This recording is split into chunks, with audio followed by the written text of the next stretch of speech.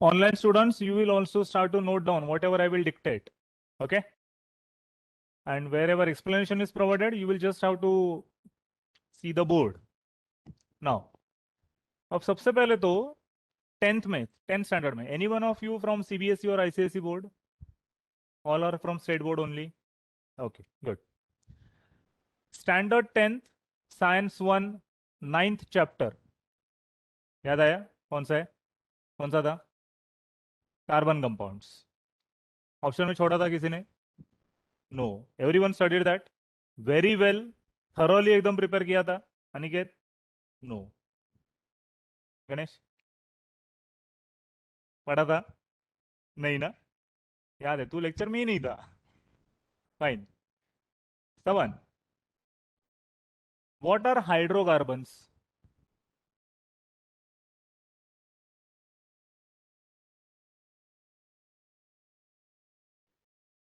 Hydrogen and carbon. Sakshi ना? Can you please tell me how many different types of hydrocarbons do we have? Loudly. कौन से तीन? Correct. तीन ही है. कौन से? लक्ष्मी, कौन से तीन हाइड्रोकार्बन पढ़े थे हम लोगों ने? अरे बैठ. हाँ. Alkanes, alkenes and alkynes. Nikhil, alkenes are well distinguished with the presence of. ये पर्टिकुलर स्ट्रक्चर हुआ मतलब वो अल्कीन होगा, ऐसा हम लोग कैसे कंक्लूड करेंगे? Alkenes, double bond. Carbon carbon double bond. Carbon carbon single bond रहा तो एल्केन्स. ट्रिपल बॉन्ड रहा तो.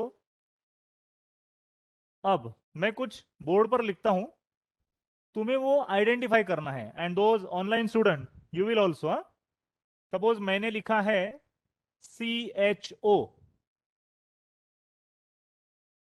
This is aldehyde. स्वयं ये अल्डिहाइड क्या है? Functional group. 10th में कुछ फंक्शनल ग्रुप्स हम लोगों ने पढ़े थे, बराबर? जैसे कि अल्कोहल्स होता है, aldehydes, carboxylic acids, alkyl halides, amines. इन सभी में स्ट्रक्चर्स देखते हैं. अगर ये है अपना aldehyde, do not copy anything. COOH, ये क्या होना चाहिए? Carboxylic acid. अगर मैं लिखता हूं C डबल बॉन्ड O, ये क्या है? कौन सा functional group? Yes, it is ketone. अगर मैं लिखता हूं COOR, ये क्या होना चाहिए? ये नहीं था ना? This is the functional group of esters. अब ये ईस्टर्स कहां पर होते हैं मालूम है? फ्रेग्रेंस मतलब perfumes, body sprays and deodorants में ईस्टर्स प्रेजेंट होते हैं. ठीक है. लेकिन अब ये जो CHO, COH, C double bond O, COOR, इन सभी में क्या कॉमन है? कार्बन. इन सारे फंक्शनल ग्रुप में कार्बन है. अल्केन्स मतलब carbon carbon single bond. Alkenes मतलब carbon carbon double bond. Alkynes carbon carbon triple bond. Aniket ना? हाँ. अनिकेत, पूरे पीरियोडिक टेबल में कितने एलिमेंट्स है टोटल? अप्रोक्सीमेटली जो याद है वो बता दे.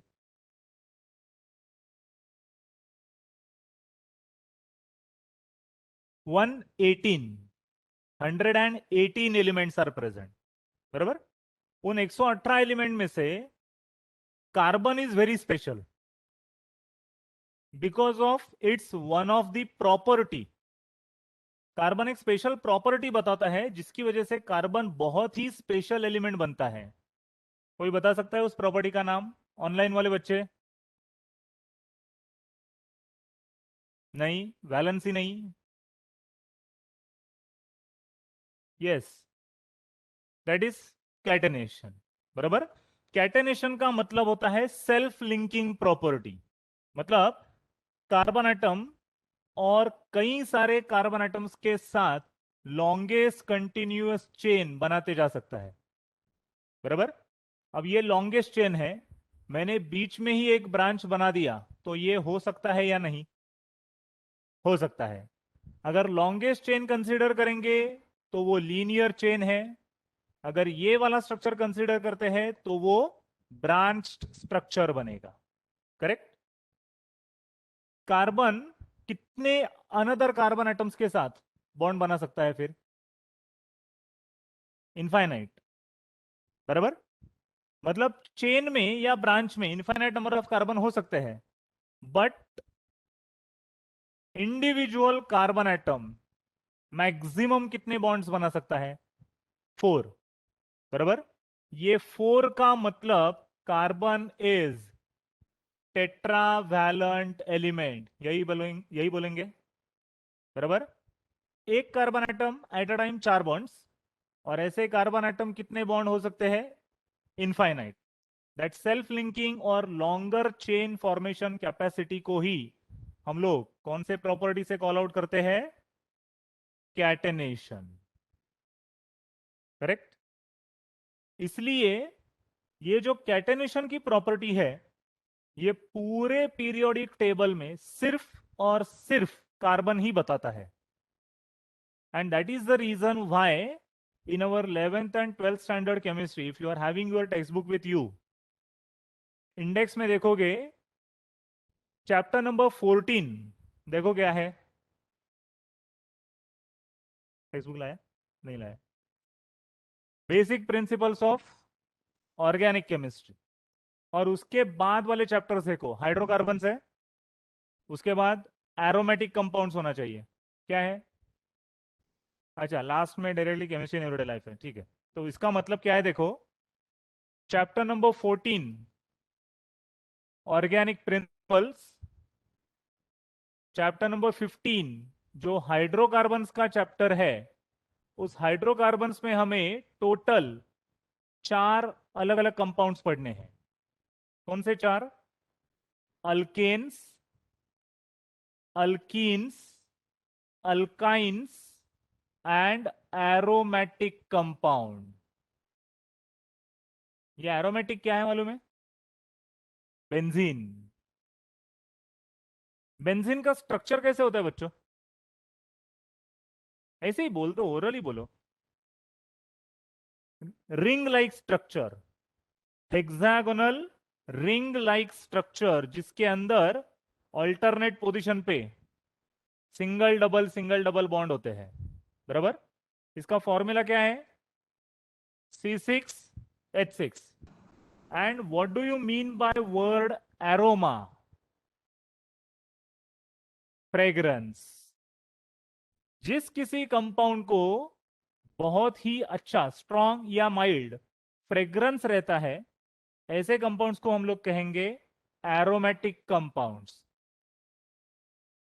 कम एक बेंजीन होना ही चाहिए। बराबर।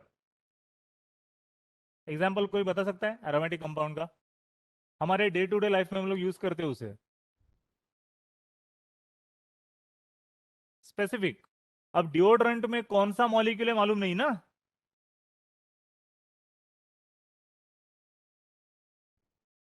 हमारे डे टू डे लाइफ में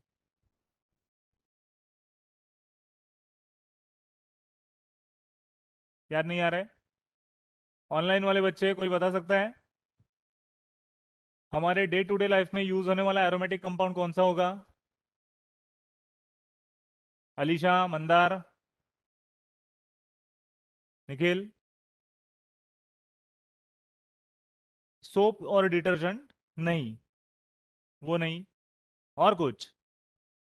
एकदम सिंपल है रे। स्वयं? नहीं, याद सर। नहीं आ रहा है। यस, बोलो। सर कोई किचन प्रोडक्ट है क्या? नहीं, क्लिनजिंग एजेंट है।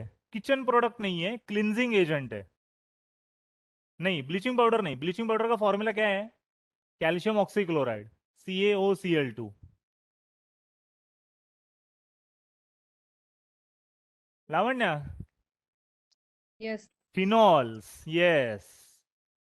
फिनॉल का स्ट्रक्चर बेंजीन को सिर्फ एक OH ग्रुप अटैच्ड होता है। Phenol is used for what? Cleaning ना। इवन एरोमेटिक कंपाउंड का और एक अच्छा खासा डे टू डे लाइफ में यूज होने वाला एग्जांपल भी है, कैम्फर, कपूर। आरती के थाली में जो रखते हैं ना कपूर, उसका और एक एग्जांपल है।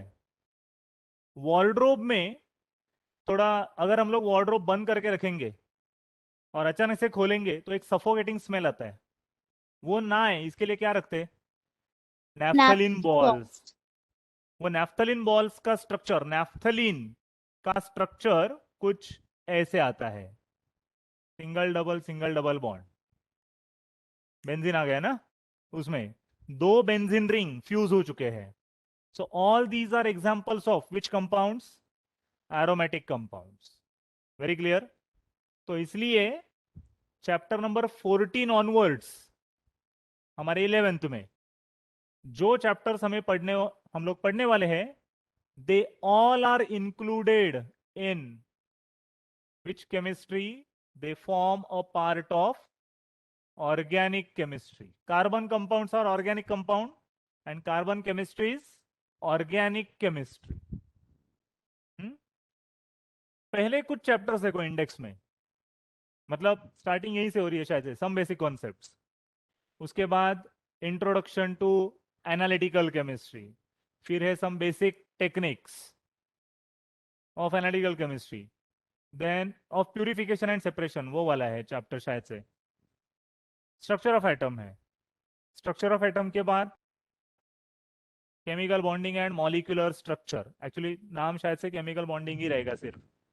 उसके बाद रेडॉक्स है, मॉडर्न पीरियोडिक टेबल है, देन हाँ, अब यहां पे थोड़ा बाइफर्केशन होगा। एलिमेंट्स ऑफ ग्रुप 1 and 2, थोड़ा भी 10th का रिवीजन देखते हैं क्या क्या याद है हमें। अभी एंट्रेंस एग्जाम देना है ना, सब लोग दे रहे हैं। साक्षी, वो वॉलेंट्री है ना, देना है तो दे सकते हैं वरना नहीं। All of you are appearing for that, good, देना ही चाहिए। कुछ तो एग्जाम 1.5 साल में देंगे। हाँ, चलो। अनिकेत ना, you are from which school? Guru Nanak, okay, Guru Nanak ना। समन फ्रॉम मुलुंड, हाँ। निखिल, ऑक्सफोर्ड, गुरु नानक में था। लक्ष्मी, हाँ, BPS, ओके। अब 10th में हम लोगों ने मॉडर्न पीरियोडिक टेबल पढ़ा है ना, long form of the periodic table. Aman ना, हाँ। मॉडर्न पीरियोडिक टेबल प्रिपेयर किसने किया था? रॉन्ग, वो मेंडेलिव टेबल था। बता ना। हेनरी मोजले, इन ईयर 1913 सर हेनरी मोजले प्रिपेयर्ड मॉडर्न पीरियोडिक टेबल। अगर मॉडर्न पीरियोडिक टेबल का रफ लेआउट देखते हैं, उसका स्ट्रक्चर, तो वो कुछ ऐसे निकल आता है, और बॉटम में 2 लाइंस, करेक्ट। ये अपना मॉडर्न टेबल है। हर एक के सेंटर में एक एलिमेंट था। यहां पर कौन सा था? यहां पर एक एलिमेंट होता है बॉक्स में, मतलब तुम्हारे केमिस्ट्री के लैब में अभी कॉलेज में जब जाओगे तो यहां पर रहता है हाइड्रोजन। तुम लोगों को 10th में जो स्ट्रक्चर था वहां पे हाइड्रोजन यहीं पर दिया था, द वेरी फर्स्ट एलिमेंट। लेकिन हाइड्रोजन अल्कली मेटल के साथ भी कुछ प्रॉपर्टी शेयर करता है, और हैलोजेंस के साथ भी। तो एग्जैक्टली हाइड्रोजन क्या है? मेटल है या नॉन मेटल है? नो वन कैन कंक्लूड, इसलिए हाइड्रोजन यहां पर बताया जाता है। ठीक है, अब ये जो पूरा ब्लॉक है, ये वाला कौन सा ब्लॉक है ये? मैंने क्या पूछा? Block, S block. How many blocks are there? 4। Which one? S, P, D and F.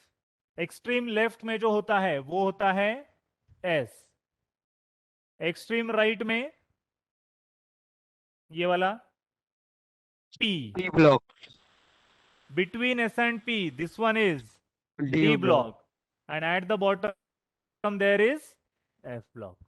बराबर? अमन तू ही बता अब मुझे, F ब्लॉक में ये जो दो सीरीज है, पहली सीरीज का नाम क्या है? भूल गए। खैर Lakshmi, lanthanides. Second series actinides. Nikhil, D block element को कौन से नाम से कॉल आउट करते हैं? Which elements are they?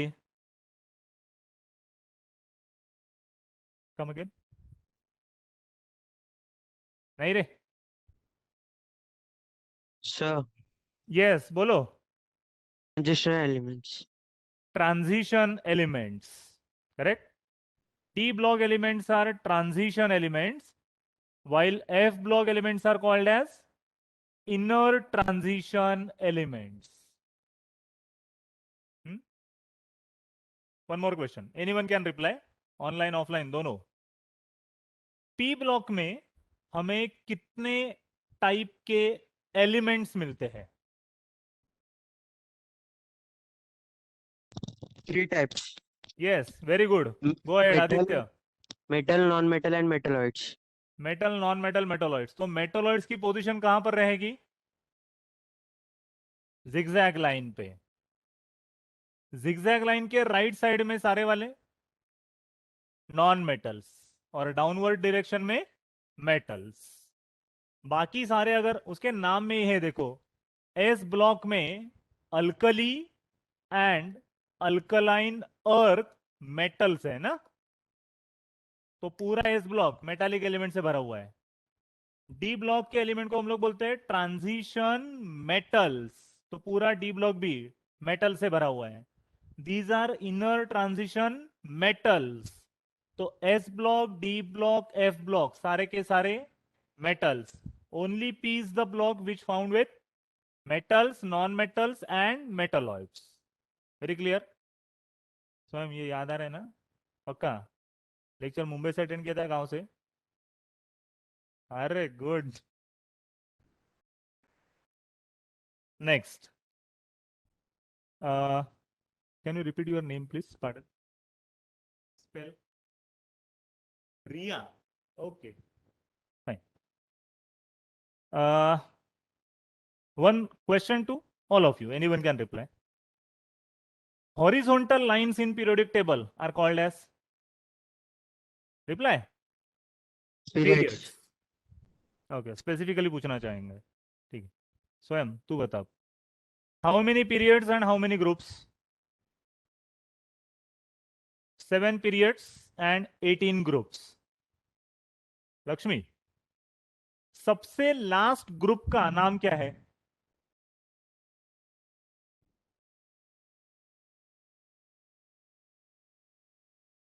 Sakshi? Inert gases, or they are also called as zero group element, or they are also called as Noble. noble elements, noble gases और noble elements। ठीक है, अनिकेत विचारू, पूछू ना कुछ? डर रहे आंसर देने से? नहीं, अरे बिंदास रहे। एक्चुअली अभी फैक्ट क्या है मालूम है? किसी को कुछ भी नहीं मालूम। हाँ, 1.5 साल जो गया है ना ऑनलाइन, है की नाही निखिल? हाँ, पिरियोडिक टेबल मध्ये अल्केन प्रेझेंट असतात। हाँ, चलो टेक इट लाइटली। हाँ, कुछ पूछो अभी गणेश? पूछने को क्या है? आंसर देना है ना देना तेरा काम है ना? चलो तू ही बता अब। First period in modern table consists of how many elements? Riya? No.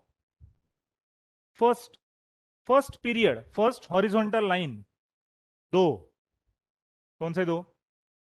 Hydrogen and helium. Correct. Harshini, I saw your reply. Hydrogen and helium. As it contains only two elements, first period, it is known as shortest period. Second and third element, each containing how many elements? भूल गए. हाँ, देखो देखो देखो. Yes, that is also the presence of mind. फटाफट. There are, ये आधे ही दिए.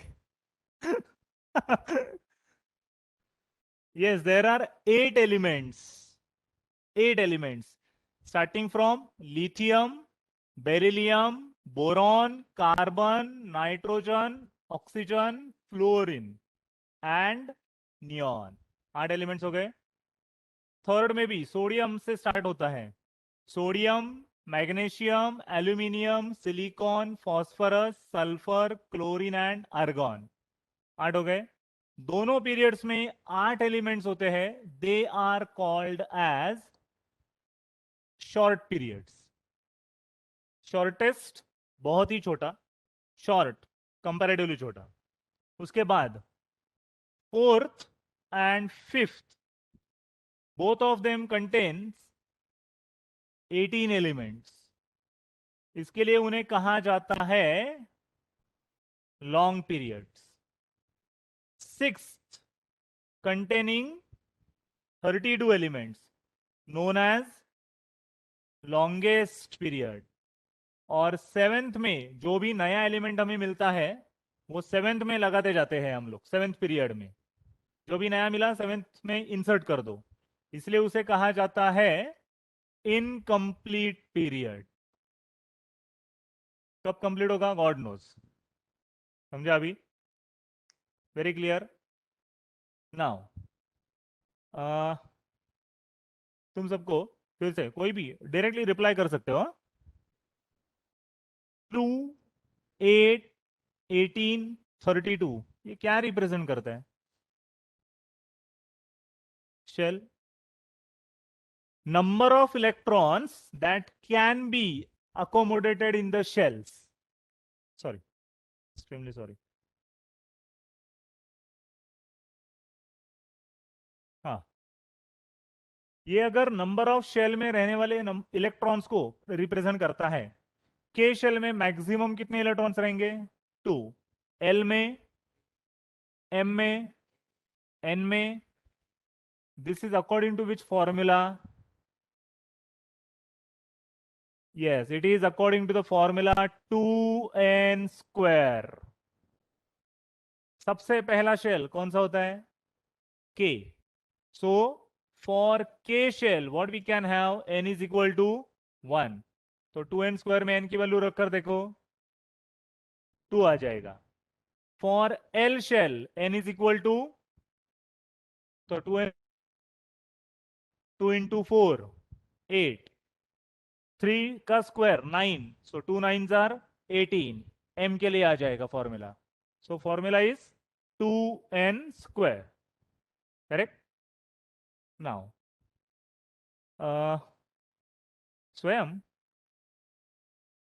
atom, inside the atom what are the particles found inside the atom? Protons, neutrons and electrons. 7. At the center of the atom what is found? Nucleus. Mirror. In the nucleus what are the particles? Protons and neutrons. Sakshi, electrons will be found where? Loudly. Electron कहां पर मिलेंगे हमें Lakshmi? Shells में। लेकिन shells कहां पर मिलेंगे? Shell को ही ऑर्बिट बोला जाता है, आउटसाइड द न्यूक्लियस। मतलब हम लोग किसी भी एटम को अगर देखते हैं तो एटम के सेंटर में न्यूक्लियस रहेगा और न्यूक्लियस के बाहर फिक्स्ड एनर्जी वाले शेल्स प्रेजेंट होते हैं, बराबर। First is K, L, M, N and onwards, बराबर। अब देखो हम लोग कहां से कहां तक स्विच मार चुके हैं। हम लोगों ने स्टार्ट कहां से किया था? Alkane, alkyne, alkyne. कार्बन की स्पेशल प्रॉपर्टी देखी थी, कैटेनेशन। और बाकी एलिमेंट्स के लिए पीरियोडिक टेबल का रफ लेआउट ड्रॉ किया था। और पीरियोडिक टेबल का डिटेल देखने के बाद एलिमेंट के अंदर मतलब एटम के अंदर क्या है वो देख रहे हैं अभी, ठीक है। अब क्वेश्चन ये है, ये जो मैंने स्ट्रक्चर ड्रॉ करके रखा है व्हाइट बोर्ड पे, ये मैंने कितने डायमेंशन में ड्रॉ किया है? अब थोड़ा सा कॉम्प्लेक्सिटी की तरफ चलते हैं। सिंपल सिंपल बस हो गया। ये पिक्चर डायग्राम मैंने कितने डायमेंशन में ड्रॉ किया है? कैसे? ऐसे ही मैंने, हाँ, ये इसे याद नहीं रहेगा, ये लेक्चर में ही नहीं था ना। साक्षी, स्टैंड से। रिया, नहीं। अच्छा, आ, सबको एक कैजुअल क्वेश्चन पूछता हूँ। हाँ, लाइफ ऑफ पाई मूवी देखा है ना? नहीं? Don't you see the movies? Picture नहीं देखते तुम लोग? अच्छा, देखा है ना? मस्त पिक्चर है एकदम, बराबर। वो दो अलग अलग फॉर्मेट में पब्लिश मतलब लॉन्च हुआ था। कौन सा? 2D and 3D। At least theatre में जाके 3D फिल्म लगती है, मालूम है? हाँ, वो मालूम है ना। हाँ, 3D फिल्म देखने के लिए वो क्या प्रोवाइड करते रहे? स्पेशल ग्लासेस, बराबर। तो ग्लास पहनकर जब मूवी देखते हैं तो हमें क्या फील होता है? रियलिस्टिक वे, हमारे सामने ही ऐसा कुछ हो रहा है ऐसा लगता है ना, बराबर। लेकिन जब हमारे लैपटॉप पे, मोबाइल पे, टेलीविजन पे जब हम लोग कोई मूवी देखते हैं तो हमें फील नहीं होता इतना। क्यों? वो 2D में है, बराबर। ये अभी 3D 2D कैसे बोल रहे हो तुम लोग? जब हाइट होता है तो 3D होता है, और जब हाइट नहीं होता तो वो 2D होता है, बराबर ना? यही बोला। हम लोग कितने डायमेंशन में घूमते फिरते बच्चों? तू, मैं, सब। सवन, अरे हाँ, 3D। किसने बोला? तूने बोला। कौन से 3 डायमेंशन में घूमते फिरते हम लोग?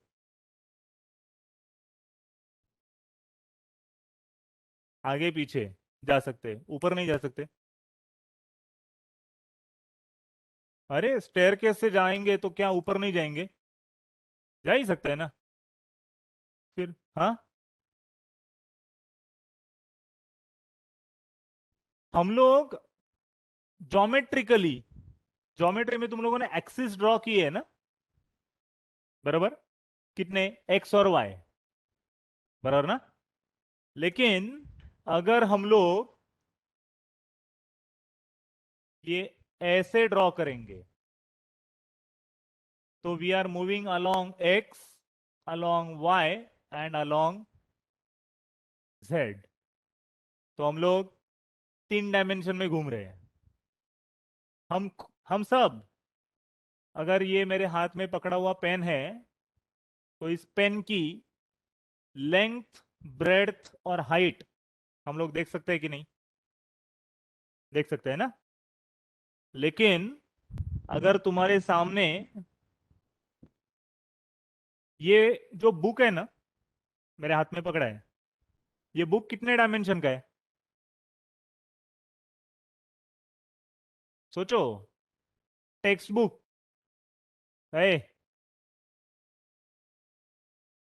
बुक 3 डायमेंशन का है। कैसे देखो, ये है लेंथ, ब्रेड्थ, और ये हाइट, उसका थिकनेस है ना, तो ये लेंथ, ब्रेड्थ, हाइट, बराबर। लेकिन अब सिर्फ एक सिंगल पेपर मैंने तुम्हारे सामने रखा है, ये वाला पेपर कितने डायमेंशन का है? 2D।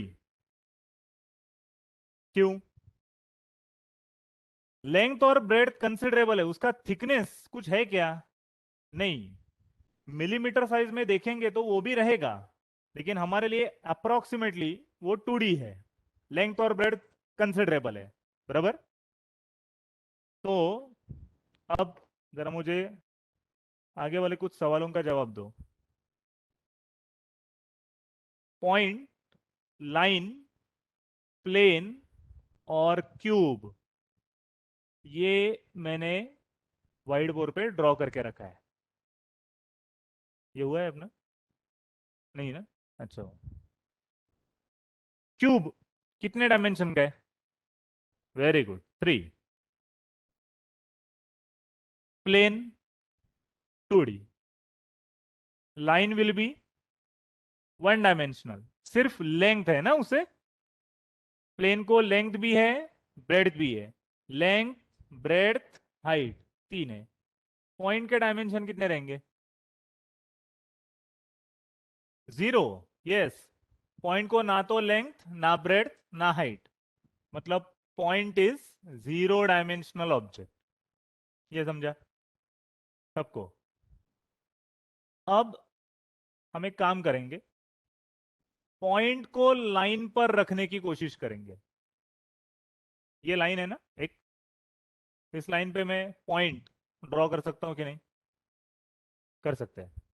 एक लाइन पे कई सारे पॉइंट्स फिट हो सकते हैं, बराबर। अब दूसरा काम, लेंथ को उठाएंगे, लाइन को उठाएंगे और उसे प्लेन में रखेंगे, वो कवर होगा कि नहीं? कवर हो जाएगा। और प्लेन को उठाओ और क्यूब में रखो, तो एक क्यूब में एक प्लेन ड्रॉ कर सकते हैं कि नहीं? ये समझ रहा है?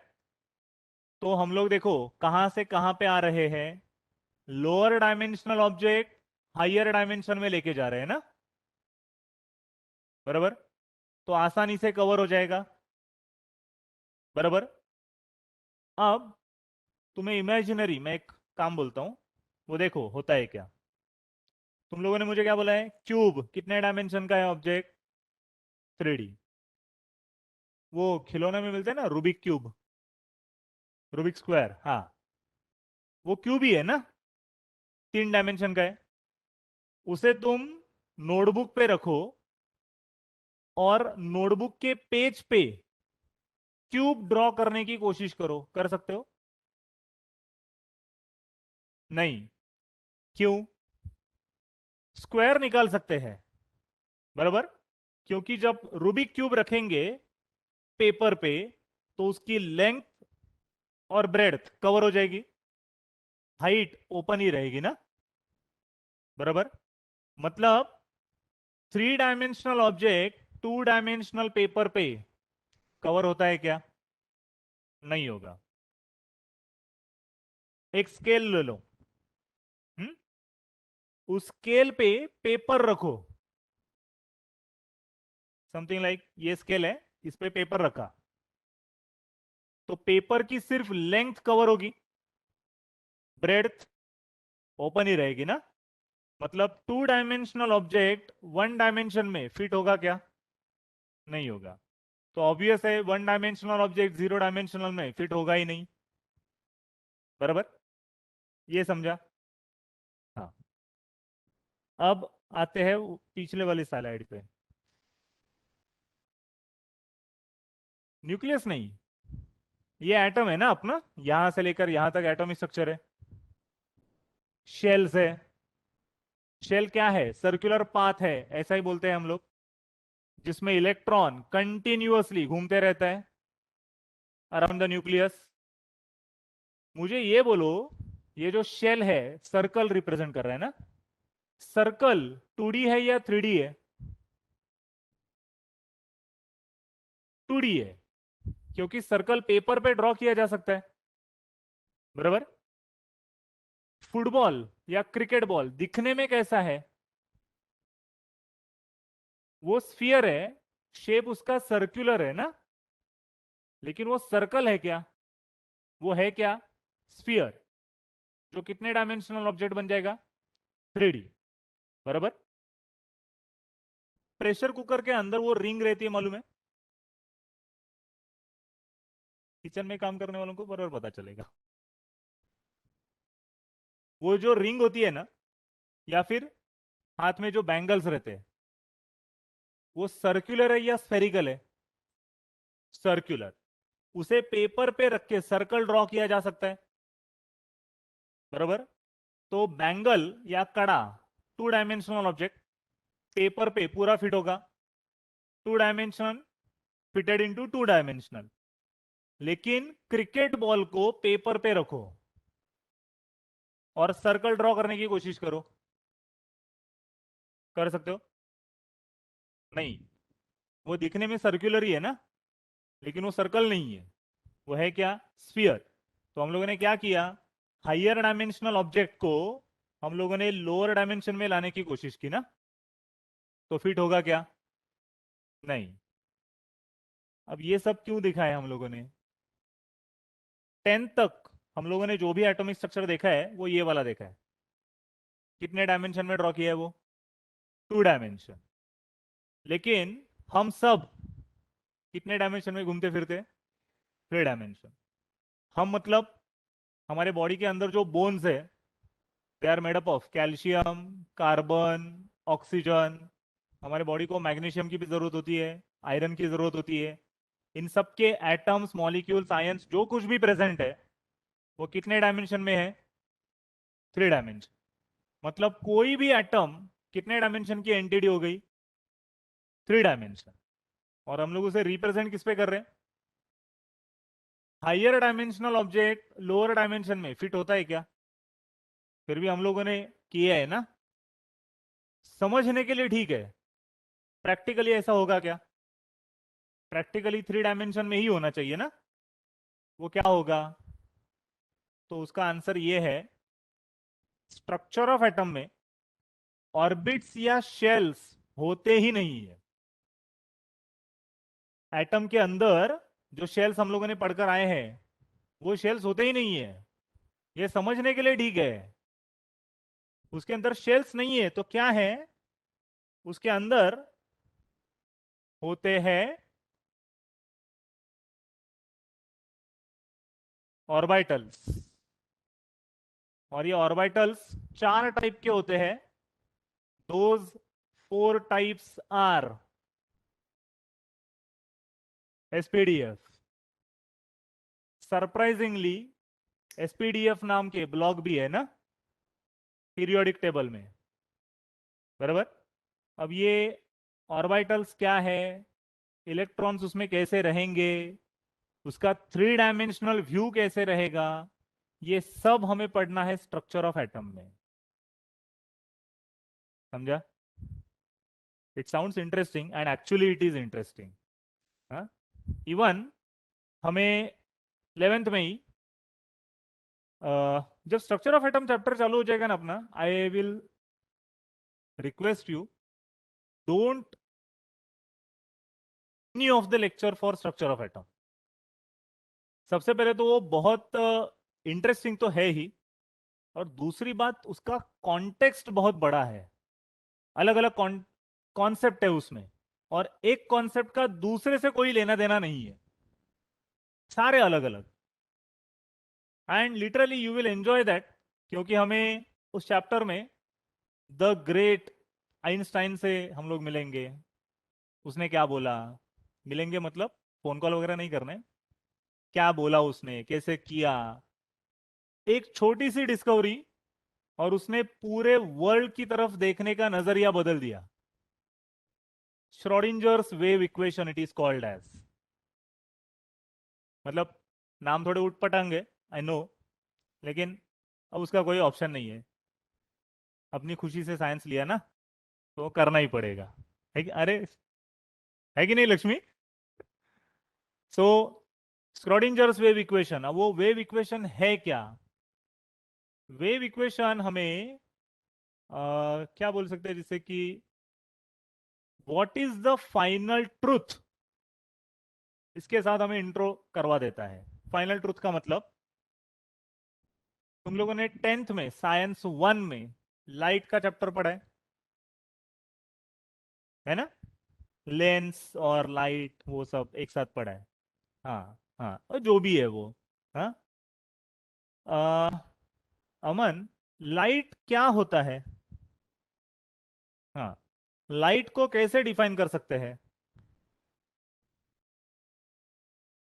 बिंदास, ऑनलाइन एजुकेशन। हाँ, दिया, थोड़ा लाउडली बोलिए। It moves in a straight line. No, apart from that, yes, electromagnetic wave और रेडिएशन, बराबर। ये इलेक्ट्रोमैग्नेटिक क्या है? अरे, अभी डॉक्टर बनना है ना तुझे? हाँ,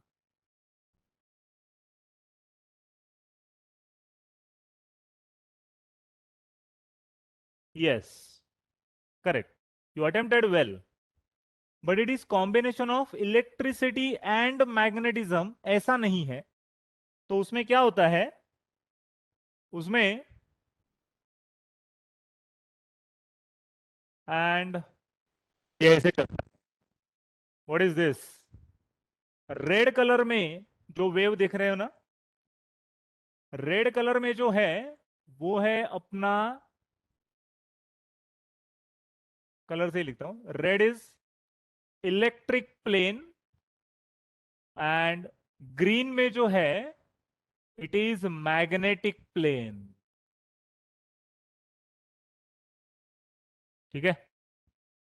तो इलेक्ट्रिक प्लेन और मैग्नेटिक प्लेन एग्जैक्टली एक दूसरे को परपेंडिकुलर है, देखो, बराबर। और ये वेव है, वेव हम लोग कैसे बताते हैं? ऐसे ही ना, कंटिन्यूसली वाइब्रेट हो रही है, बराबर। इलेक्ट्रिक प्लेन अपवर्ड डायरेक्शन में और डाउनवर्ड डायरेक्शन में वाइब्रेट होगा, और उसको परपेंडिकुलर राइट और लेफ्ट में मैग्नेटिक प्लेन वाइब्रेट होगा। समझा? तो ये दोनों प्लेन्स एक दूसरे को, मतलब ये एक ऊपर और एक नीचे, ऐसे वाइब्रेट होते जाएंगे और वो कंटिन्यूअसली प्रोपेगेट होते जाते हैं। This is how light moves on in a straight line, but with electric and magnetic planes lying perpendicular to each other. Hence it is called as electromagnetic radiation. समझा? But one more thing, ये जो अपने आजू बाजू में matter है, solid, liquid state, कुछ किसी भी स्टेट में हो सकता है, बराबर। इसका बेस्ट एग्जांपल चॉक, इसे क्रश करो, पाउडर बनेगा। ये कौन से कंपाउंड से बना है चॉक? Calcium carbonate, CaCO3। हाँ, इसको क्रश किया, पाउडर बना। वो पाउडर का एक छोटा सा पार्टिकल लो, हमें दिख रहा है पार्टिकल, इसके लिए उठाया, वो एक छोटा सा पार्टिकल, मतलब कैल्शियम कार्बोनेट का एक मॉलिक्यूल होगा क्या? No, surely not. क्यों? Yes, we can not see the atoms and molecules with the naked eye, बराबर ना? पार्टिकल हम लोगों ने उठा लिया, मतलब हमें दिख रहा है, मॉलिक्यूल उससे भी छोटा है ना, जो माइक्रोस्कोप के नीचे भी नहीं दिखता, बराबर।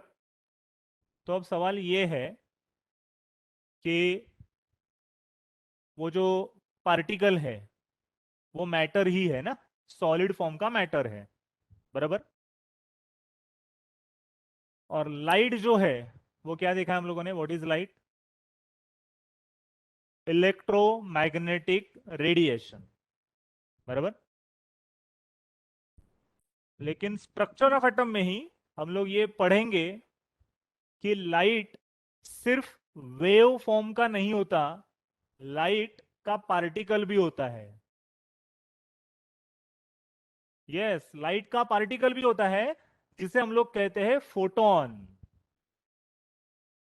प्रोटॉन्स, न्यूट्रॉन्स, इलेक्ट्रॉन्स, ये किसमें प्रेजेंट होते हैं? एटम के अंदर, मतलब मटेरियल पार्टिकल है वो। मैटर के सबसे छोटे छोटे पार्टिकल अगर हम लोग देखेंगे तो प्रोटॉन, न्यूट्रॉन, इलेक्ट्रॉन्स होगा। लाइट का भी खुद का एक पार्टिकल है जिसका नाम है फोटोन। लेकिन अब सबसे बड़ा क्वेश्चन तो ये है, लाइट वेव के फॉर्म में कब होगा और फोटोन के फॉर्म में कब होगा, ये भी समझ में आना चाहिए ना, बराबर। इवन उसका दूसरा मीनिंग देखो, हम सब कौन से फॉर्म में एग्जिस्ट करते हैं? हम सब सॉलिड मतलब मैटर के फॉर्म में, बराबर। लेकिन एक साइंटिस्ट होकर गया, डेनमार्क, मालूम है डेनमार्क कंट्री, यूरोपियन कंट्री है। उस डेनमार्क का प्रिंस था वो, लुई दी ब्रॉली उसका नाम। हाँ, उसने क्या कहा, हमारे साथ भी एक वेव एसोसिएट होती है। यस, होती है, फिर हमें दिखती क्यों नहीं है? बराबर ना। उसकी वेवलेंथ बहुत ही लॉन्गर है, जितनी वेवलेंथ लॉन्गर उतनी एनर्जी सबसे कम। लेकिन उसका भी एक अच्छा खासा एक्सप्लेनेशन है, जब वो चैप्टर शुरू हो जाएगा तब हम लोग वो देखेंगे। But I am quite assured कि you will enjoy this paper one mainly, specially structure of atom, redox reaction, chemical bonding and molecular structure, and those who want to appear for entrance, JEE, CET, NEET, क्या CET, JEE देना है, CET देना है Nikhil, JEE, NEET, PCM और PCB, CET देना है ना। PCM की सीईटी देगी या पीसीबी की सीईटी देगी? मैथ्स या बायो, दोनों देना है। जेडबल, जेडबल, जेडबल, सब के सब इंजीनियर बनेंगे। हाँ, नहीं, मग जेडबल कशाला देणार? अरे वाह, गुड, चलो। So obviously you will enjoy this all. Next lecture से हम लोग फर्स्ट चैप्टर जो है some basic concepts of chemistry, जिसमें हमें मोल्स, मॉलिक्यूल्स, एटम और उनके कैलकुलेशंस वगैरह सब कुछ है। आई होप लॉग कैलकुलेशन सबका हो चुका है, how to see the log and antilog, ये सबको आ रहा है अभी। नेक्स्ट लेक्चर में every one of you will carry your own log table, moles, molecules, ions का और एटम्स का कैलकुलेशन हम लोग शुरू कर देंगे। ठीक है, चलो, will stop here for a day, thank you.